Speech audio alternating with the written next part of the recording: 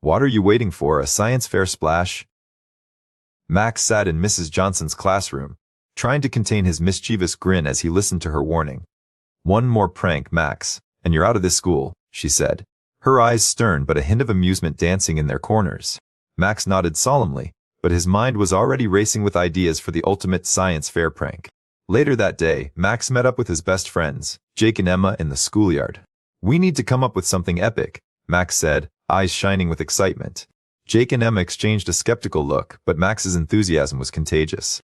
As they brainstormed ideas, their conversation turned to the science fair's theme: water conservation.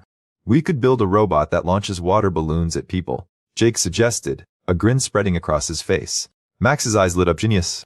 The trio spent the next few days working on their project, sneaking into the school's makerspace to tinker with wires and circuits. But as they worked, things started to go awry. The robot malfunctioned, causing chaos in the classroom and earning them a stern warning from Mrs. Johnson. The night before the science fair, Max had an idea. We need to make some last-minute adjustments, he whispered to Jake and Emma as they snuck into the school. But as they worked, disaster struck. The fire alarm blared to life, and the sprinkler system drenched the classroom in water. The next morning, the class was in shambles, with papers and projects ruined by the deluge. Mrs. Johnson surveyed the damage, her expression a mix of frustration and disappointment. But Max saw an opportunity. We can use this to our advantage, he whispered to Jake and Emma. Emma asked, skeptical. Max grinned. We'll turn the water balloons into a massive, interactive science experiment. Jake's eyes widened. That's genius, Max. The trio worked frantically to set up their new project, with the help of their classmates. As they finished, Mrs. Johnson approached, a hint of surprise on her face. Max, I have to admit, this is impressive, she said, eyeing the sprawling experiment. The science fair attendees flooded into the classroom, oohing and ahhing over the projects. And when the judges announced the winner, Max's project took top honors. The classroom erupted in cheers and applause as Max, Jake, and Emma accepted their prize.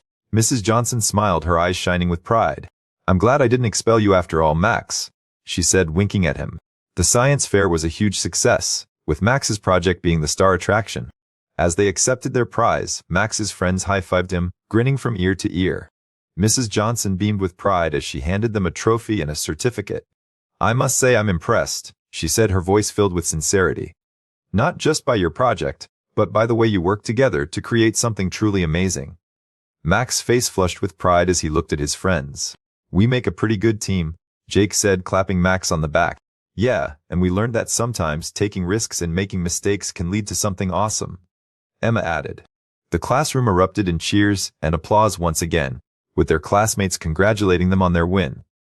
Max grinned, feeling a sense of accomplishment wash over him. This is the best day ever, he exclaimed, pumping his fist in the air. As they walked out of the classroom, Mrs. Johnson called out to them. Max, Jake, Emma, don't think this means you're off the hook for your pranks, she said with a wink. The three friends exchanged a nervous glance before bursting into laughter.